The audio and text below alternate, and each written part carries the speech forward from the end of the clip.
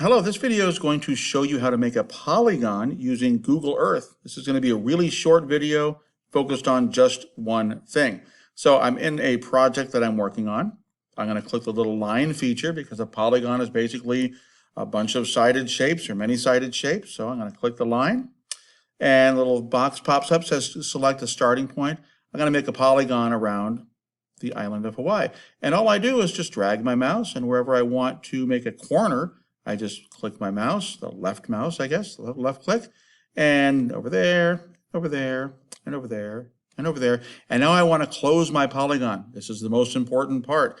It still says, press enter to save line. Right now, it's a line. If I pressed enter, I'd make a line. I want to make a polygon. So what I do is I field over the beginning, and then notice how it says close shape. So I left click again, and now I have a polygon. So I'm going to name my polygon Hawaii and click save.